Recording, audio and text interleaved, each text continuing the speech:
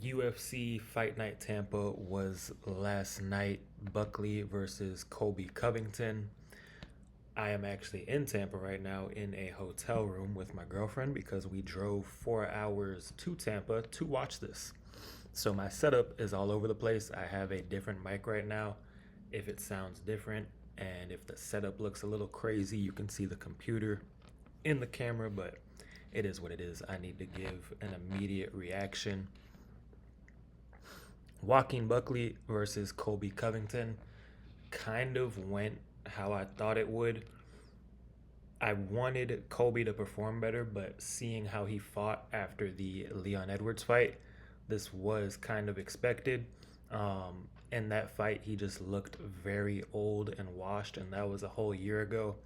And that was after him being off for 2 years.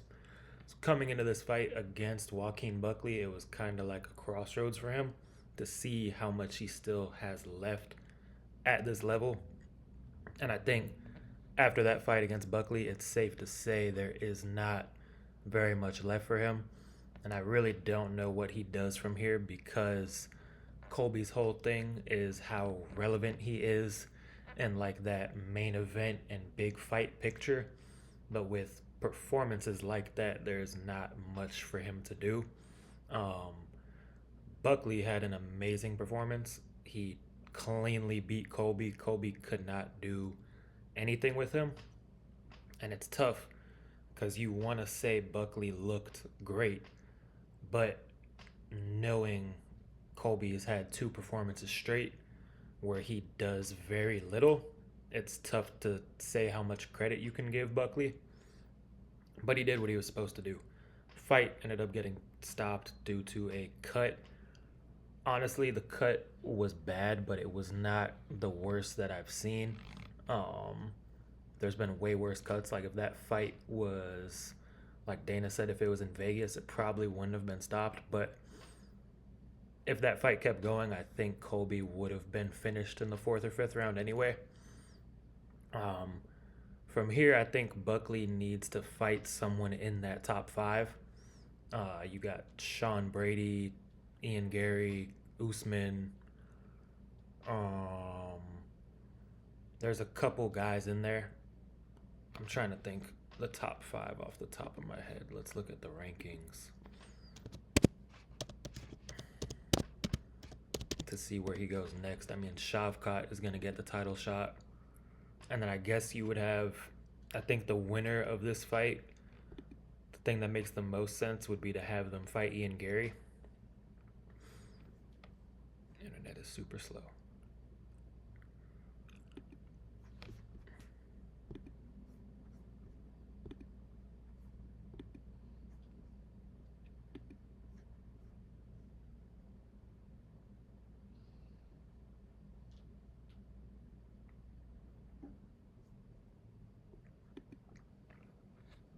We have terrible hotel internet, so I can't get the rankings pulled up. But I would say Joaquin Buckley versus Ian Gary should be the next fight. Whoever wins that should be next in line after Shavkat. Shavkat may be out for like 5 to 6 months because of an MCL tear. We kind of have to see how that goes with Bilal. But Buckley is on a 5 fight win streak now at welterweight, I'm pretty sure. He's undefeated at welterweight. Buckley is a interesting scenario because I think he is like one of those guys that for the longest time he was just in the wrong weight class up at middleweight, even though he had good performances. I think he went 5-4 at middleweight.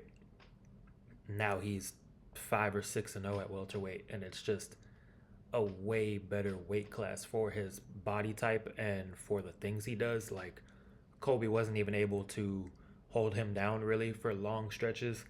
Um, Buckley stuffed a ton of his takedowns, and I think a lot of credit goes to him for that. That's not so much on Colby being washed. Um, his ability to defend Colby's takedowns was big because Colby likes to go downhill on you with his volume on the feet, and then he ties that in with lots of takedowns and getting lots of like half positions to do a little bit of damage and get control time. and that's kind of how he racks up rounds. But he did none of that against Buckley. Colby, I don't know where he goes from here. Buckley, Ian Gary, I think that's the next fight to make. The co-main event, Cub Swanson, Billy Q. Billy Q is a Tampa boy, so the crowd did go crazy for him. And the fight was really close up until Cub knocked him out. I think it was probably 1-1 and came down to that third round, but the judges ended up not being needed because Cub turned the clock back and landed that nasty right hand. Um, that was like a really bad knockout. You see Billy Q's head bounce off the canvas. Cub at 41, he said his wife wants him to retire, but Billy Q is like a very good featherweight who is in the mix with everybody. He's fought Edson Barboza. Like Billy Q's fought a lot of guys and is not a washed older guy or anything like that. And for Cub to get a finish over him, like if Cub wants to keep going, he really could. That's completely up to him. There is a lot of fun fights we could still see him in.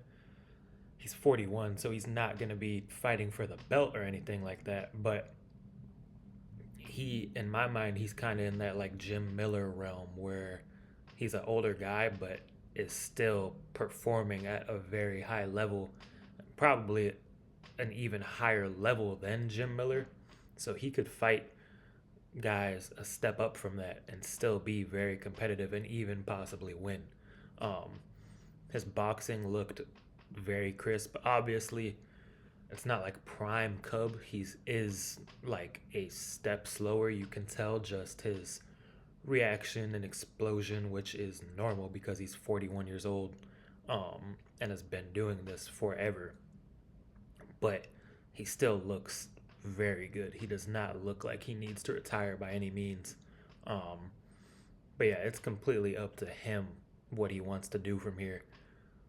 A lot of fun fights for him, but if he retires, I mean, Cub had one of the best featherweight careers ever outside of winning a belt. He's fought literally everybody at that weight class, and has given us some of the best performances and fights ever. Billy Q, it's tough. I think Billy Q is like 31 or 32. Um, he's kind of up and down all over the place, and every time it seems like he's getting a little bit of momentum, he stumbles. Like this would have been a big moment for him to get a win in his hometown, and it was a really close fight, and he could have ended up winning that third round, but he didn't. He stumbled in that moment, which has happened a couple times. So for him, it's tough. He kind of stays right in that middle of the pack outside the top 15, um, where he might beat some good guys, but he'll probably lose to a lot of guys too. Um, but I just hope he's okay and can come back at some point. But he should probably take a lot of time off after that knockout because that was a bad one. Manel Kopp versus Bruno Silva. Manel Kopp was on fire. The way he was just like in a flow state, even after being fouled 3 different times, we were in the crowd like screaming because the ref, to me, you could even take a point to me after, I don't know, this might be controversial, but if you foul someone one time and it's bad enough, I think you should take a point. Maybe you didn't intend to do it, but if it affects the fight enough, a point should be taken because you're lowering the level of your opponent by fouling them. It's no different than a knee strike, like an illegal knee, an eye poke. Like any foul can affect the opponent in a drastic way.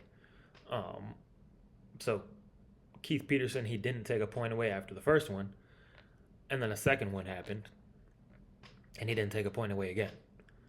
And a third one happened, still didn't take a point away at first. he did end up taking a point away. I forgot. He did end up taking a point away after the third one because the third one was really bad.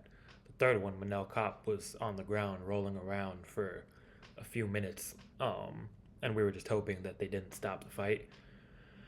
And then right after that, Manel Kopp went into a flow state and really just pieced up Bruno Silva. Um, he got the finish in the third round. Yeah. Um, he definitely won the first and the second. The second is when he really started putting things together and really just making it look easy on the feet. Manel Kopp, when he is at his best, is very, very fun to watch and very good on the feet. Think, I think it was his last fight, the Muhammad Makayev fight, where he did lose to Makayev, but Makayev obviously wrestled him a whole bunch, and that is not Kopp's A game. He likes to keep it on the feet. Um, but if you are gonna strike with him, it's probably gonna be a long night for you, no matter who you are, because he is very, very skilled on the feet. And then in his post-fight interview, he calls out everybody. He calls out Kai Kara France. He calls out Izzy, and then he calls out Pantoja. I think that's the fight to make. I think Dana said that they're not gonna make that fight. I don't know why, because I don't know who else you would put in there. Maybe Kai Kara France, but I mean, if you don't want to put Cobb, I think you should have him and Kai Kara France fight. I don't think Kai Kara France should get the title shot. I mean, he did just knock out Steve Ursig, but I don't know. Something about the way Manel Kopp fights. I think at this point he's like at the right point in time for the title shot. Then again, if he does fight Kai Kara France, that fight does have a lot of heat on it because they were supposed to fight before. If he fights him and beats Kai Kara France, then even better, and that Pantoja fight would be even bigger. Um, I don't favor Manel Kopp against Pantoja because Pantoja, I think he's on a different level from everyone else right now, and I don't think he's gonna play that game on the feet of just striking it out with Manel Kopp because that is where Manel Kopp is at his best. Pantoja is gonna walk him down and push into him aggressively, um, throw strikes, close the distance, and eventually try to get him down. And if Pantoja gets him down, he is on a different level grappling wise, and I think that will be fairly easy work for Pantoja if he does get that fight to the ground. But Manel Kopp, it was a great performance from him. The next fight, it was kind of a snooze fest, at least in the arena.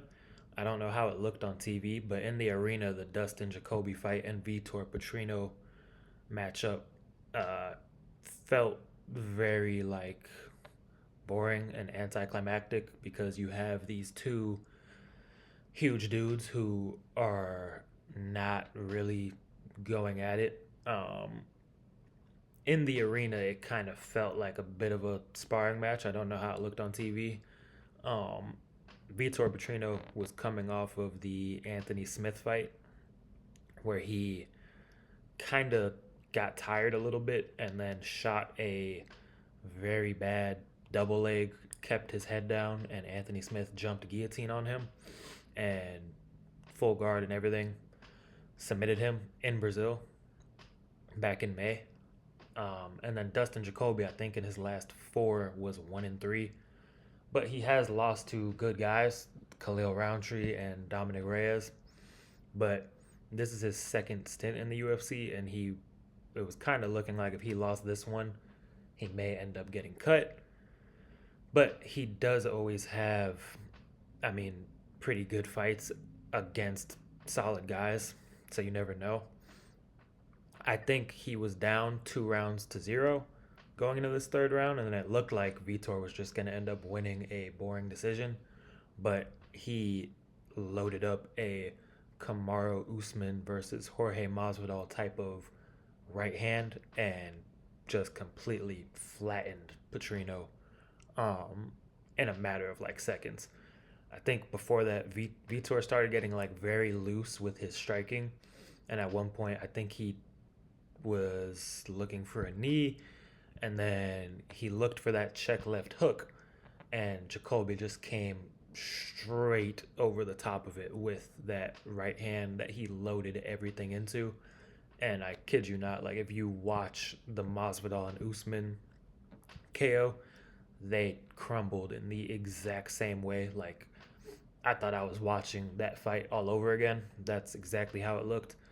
Dustin Jacoby, great knockout for him. He got 50K for that. For him, I mean, he's an older dude at light heavyweight.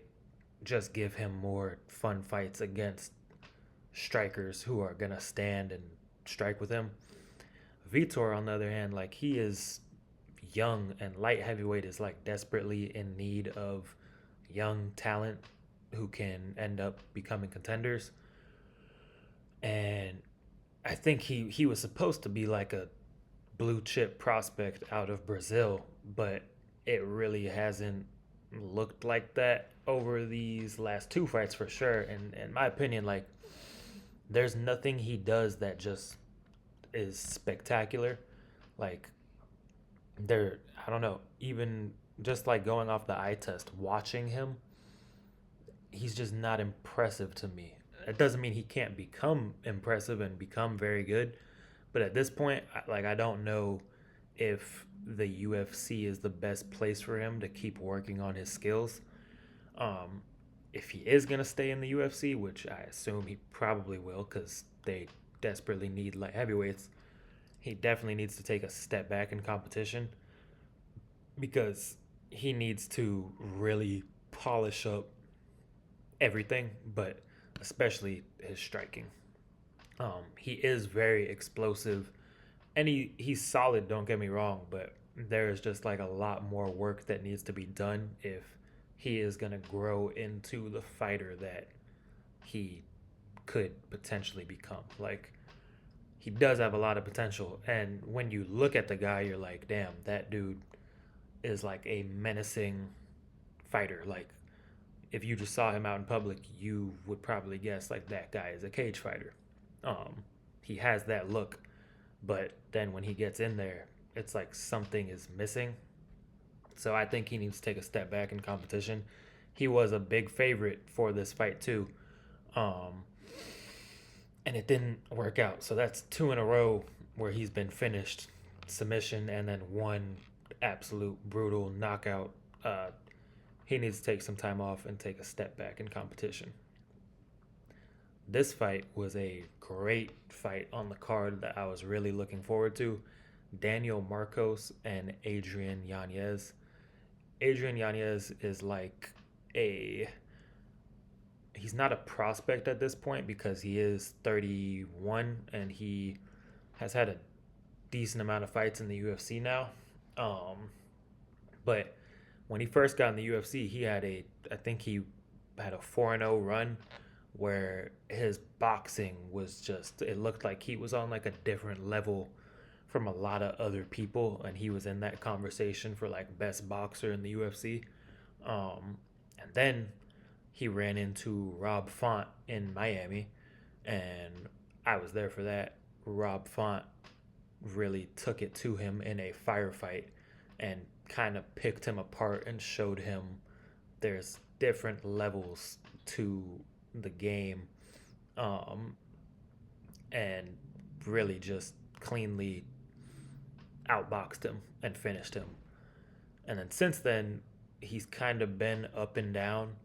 Um, I think before this, he was on a two-fight win streak. And Daniel Marcos, that's a tough fight because both of them Adrian Yanez used to be ranked. Now he was unranked going into this fight, and then he's fighting Daniel Marcos, who was 16-0, now 17-0, also unranked. So that just shows you how stacked bantamweight is. You're fighting a guy who was 16-0, not even ranked. Um, and it was a very back and forth close fight. It was a split decision. I did think Daniel Marcos did enough to get it. I thought he won the first and the third round. I thought Adrian won the second. Third round was close, but Daniel Marcos did enough with the takedowns, and Adrian really didn't get much going to sway the judges in the other direction. It's tough for Adrian because from here, this was kind of like a fork in the road a little bit for him. Like, kind of needed this one to stay in that conversation for like being one of those next guys up at bantamweight. And now he lost it, so he's gonna have to take another step back and reevaluate everything. But Daniel Marcos looks to be a really, really good prospect. He was 16-0 going into this, but Adrian Yanez is like a huge step up in competition because he has been in there with a lot of great guys already.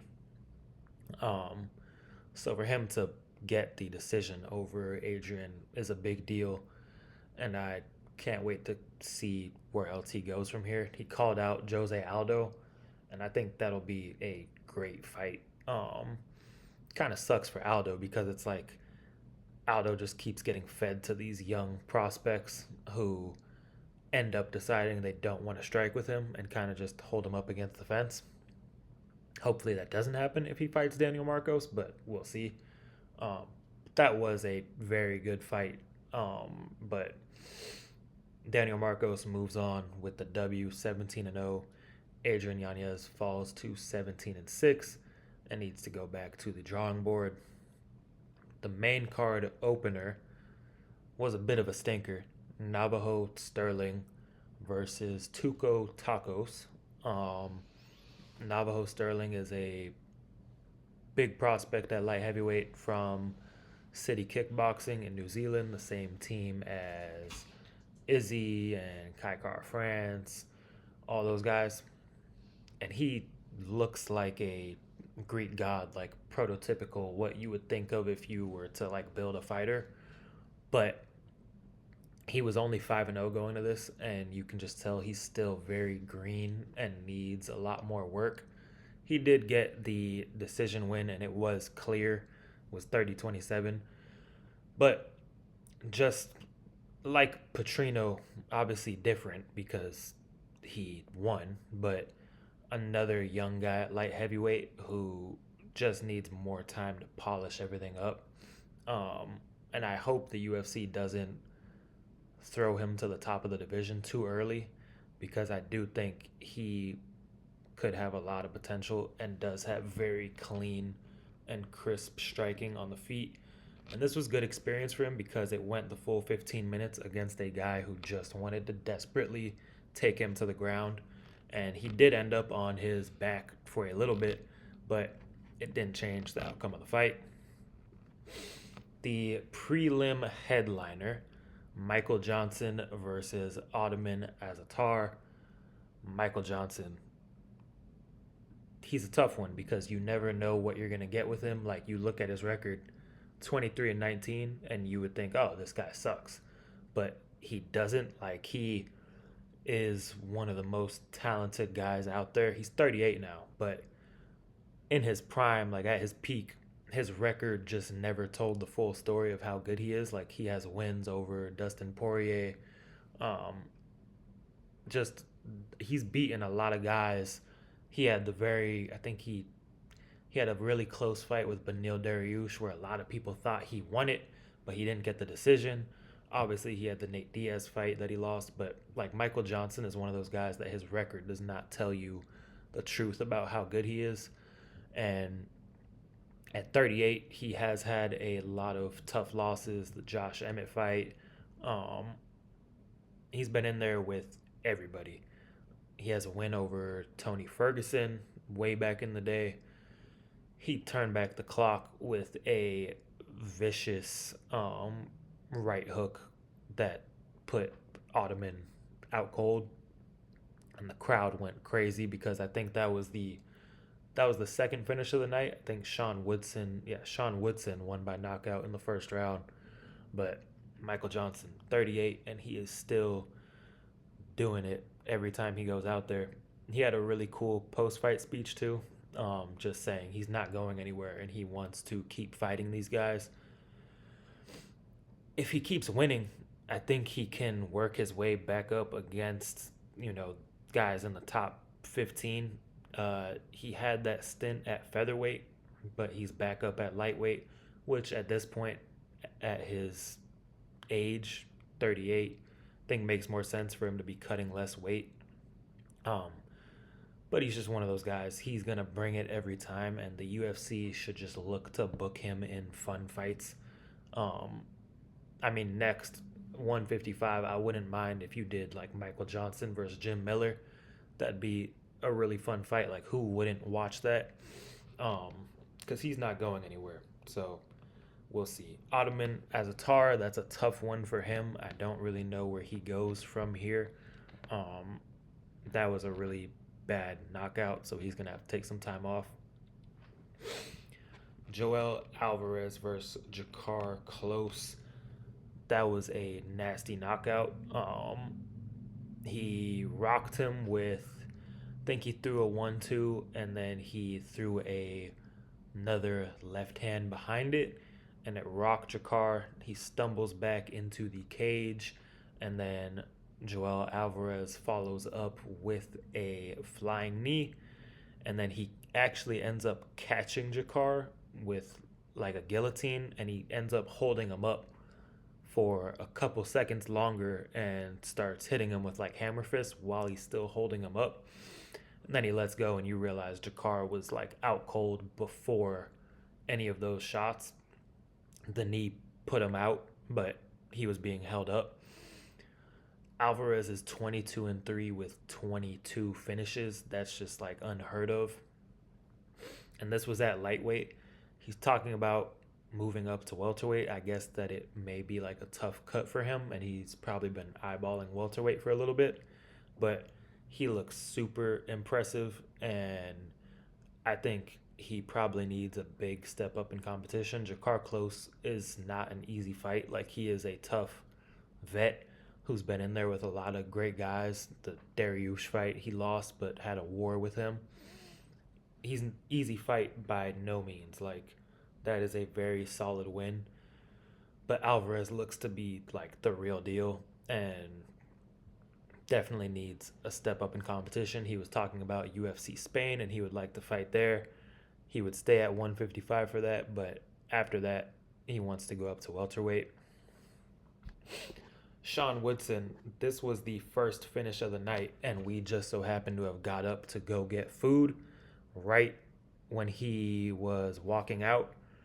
And then while we were in line, I hear the crowd go crazy, and I look at one of the TVs in the arena, and he won by knockout over Fernando Padilla. Sean Woodson is like a very sneaky. I don't want to call him a prospect because I feel like he's been around for a minute, but he's 13-1-1, and every time he fights, it's always a good, fun fight. Like, he has really slick and crisp boxing on the feet, and kind of made it look easy, winning with 2 seconds left in the first round. That was a great knockout by him. I hope he got a bonus for that.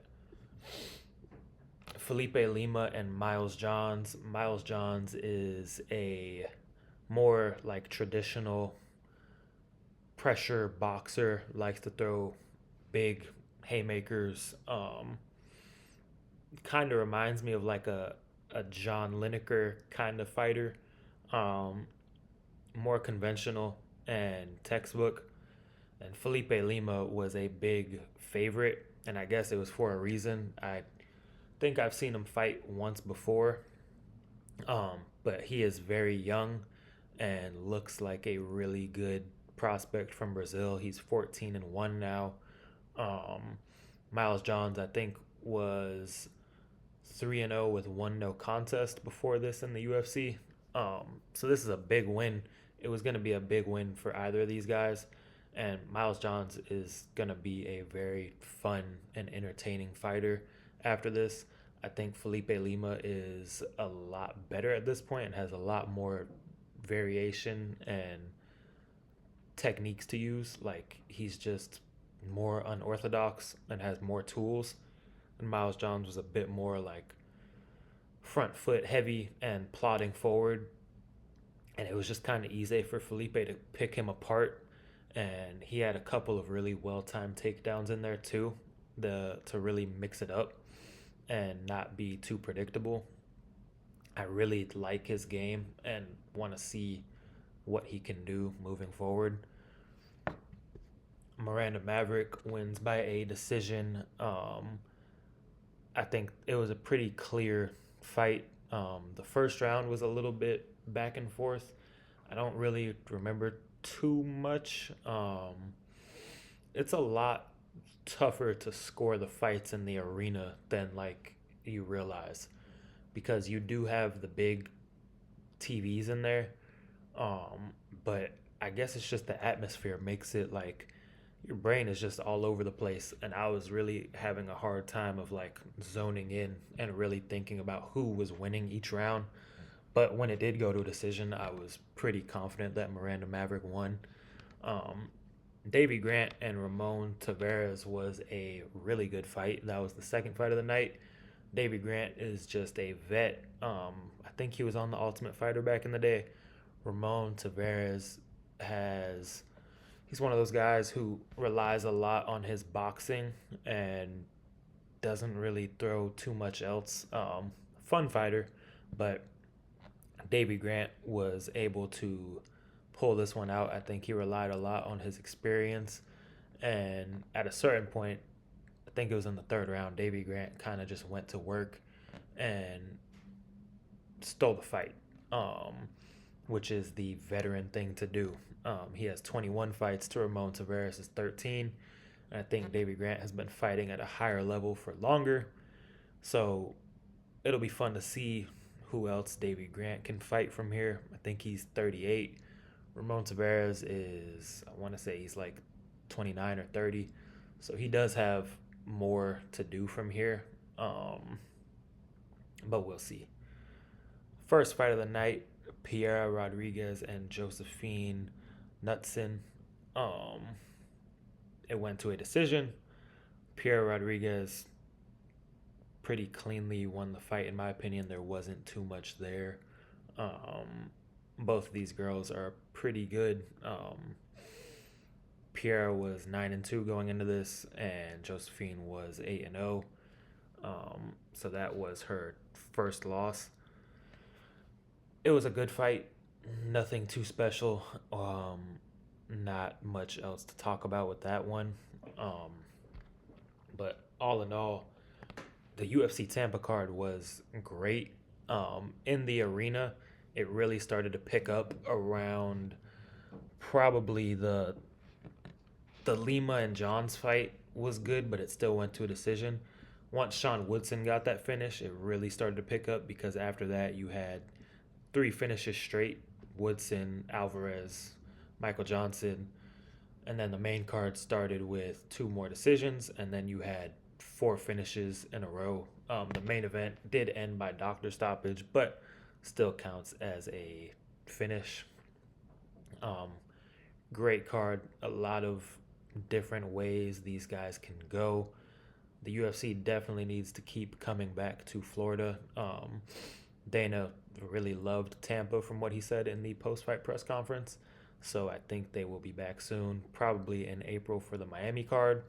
And we will see where these guys go from here, and I will see you in the next video.